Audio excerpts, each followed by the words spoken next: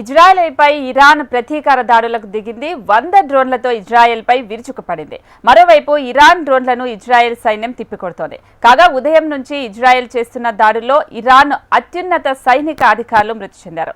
Iran chief of armed force అధిపతి అలాగే IRGC commander మృతి చెందినట్లు తెలుస్తుంది. ఇరాన్ ఎమర్జెన్సీ కమాండర్ కూడా మృతి చెందినట్లుగా ఇజ్రాయెల్ అధికారులు ప్రకటించారు. 200 ఫైటర్ జెట్లతో ఇరాన్పై దాడి చేసినట్లు ఇజ్రాయెల్ వెల్లడించింది. పశ్చిమాసియా మళ్లీ రగులుతోంది. బాంబుల మోతతో దద్దరిల్లుతోంది. ప్రపంచ దేశాల హెచ్చరికలను బేఖాతరు చేస్తూ ఇరాన్ రాజధాని టెహ్రాన్పై ఇజ్రాయెల్ భీకర దాడులు చేస్తోంది.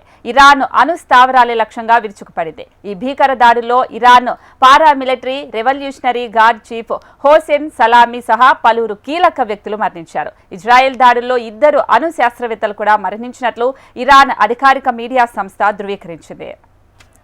గురువారం అర్ధరాత్రి దాటిన తర్వాత టెహ్రాన్పై ఇజ్రాయెల్ తొలుత దాడులు చేసింది. ఆ తర్వాత శుక్రవారం ఉదయం 2వ దశ దాడులు ప్రారంభించినట్లు స్థానిక మీడియా కథనాలు వెల్లడించాయి. ఇరాన్లోని న్యూక్లియర్ ప్లాంట్ అలాగే సైనిక స్థావరాలే లక్ష్యంగా టెల్ అవీవ్ దాడులకు దిగింది. యురేనియం శుద్ధి కేంద్రంపై కూడా ఇజ్రాయెల్కు చెందిన జెట్లు పలుమార్లు దాడులు చేసినట్లుగా మీడియా కథనాలు పేర్కొన్నాయి. ఈ ప్రాంతంలో భారీ ఎత్తున పొగ కమ్ముకున్న దృశ్యాలు బయటకొచ్చాయి. ఇక నతాంజ్ ప్రాంతంలోని అణు కేంద్రం వద్ద తాజాగా మరోసారి పేలుళ్లు సంభవించిన తెలుస్తోంది. ఉద్రిక్తతల దృష్ట్యా ఇరాక్ అలాగే ముందు జాగ్రత్త చర్యగా తమ గగనతలాన్ని మూసివేసింది. దేశవ్యాప్తంగా అన్ని విమానాశ్రయాల్లో విమానాల రాకపోకలను నిలిపివేసింది. అటు టెహ్రాన్లో అత్యధిక స్థితిని ప్రకటించింది.